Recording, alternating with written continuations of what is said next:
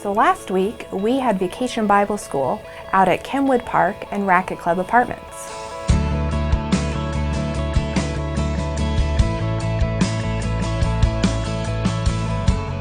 The main thing we wanted when we went out and did Vacation Bible School out at Kenwood Park and Racket Club Apartments was just to love on these kids. A lot of them have broken homes, parents that just are not there or emotionally not there, and we really just wanted to love on them and just show them that God cares and God treasures them. The kids were super excited to see us. When we pulled up an hour before the event even started, they would come running and they wanted to start playing already. With the kids, we did Bible studies, which we called mutiny lessons, crafts, games, and then served dinner afterwards. So Vacation Bible School was just the tip of the iceberg. We are going out there every week and ministering with these kids and working with them every Sunday and then during the week with our summer lunch program. We are continuing to build relationship with these kids. So if anyone is interested in getting their feet wet and getting involved, this is an awesome opportunity to get involved and just love on these children.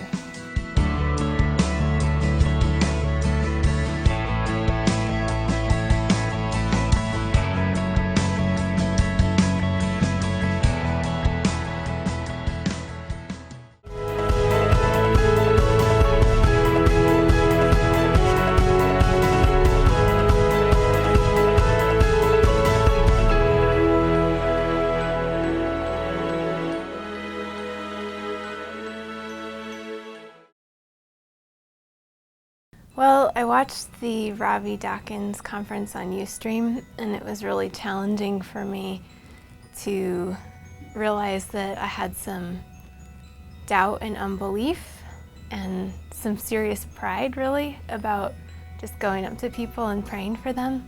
And I was in church for a few weekends in a row, and I just felt this overwhelming compassion, and it was almost like conviction of sin. To go and pray for this guy that I had gone to high school with. So I put it on my checklist of things to do, and it actually took me a few weeks to get to it.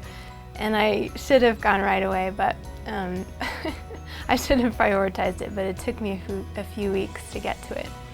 So when I contacted him, I found out that he actually had just been diagnosed with a very serious, rare form of brain cancer, and the prognosis was very grim.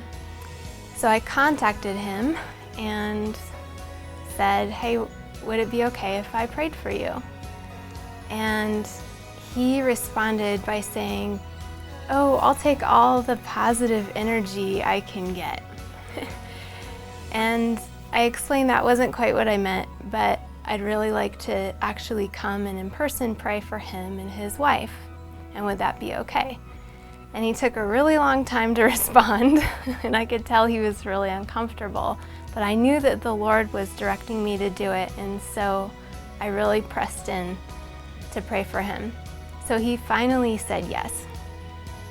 So we set a time and a day, and he ended up canceling, and he postponed it. And then we rescheduled and he postponed, and this happened several times, and I wasn't sure if he would actually in the end agree to have me pray for him or not. It came down to him being in the car with his wife driving on the way there, and he called me and said, I'm driving there right now, can we pray? So it wasn't quite how I intended it to be, but I ended up praying with them over the phone. A few weeks later, he contacted me and said, well, I'm actually not as sick as I anticipated, and I feel actually really great. I don't know what my role is in this person's life. I can only see this much of him, this much of his life, but God sees the whole thing. So whether I look crazy in someone's eyes or not, if God has invited me to do something and participate in some adventure that He's extending to me, I'm there. And hopefully next time I'll be there faster and it won't take me 3 weeks.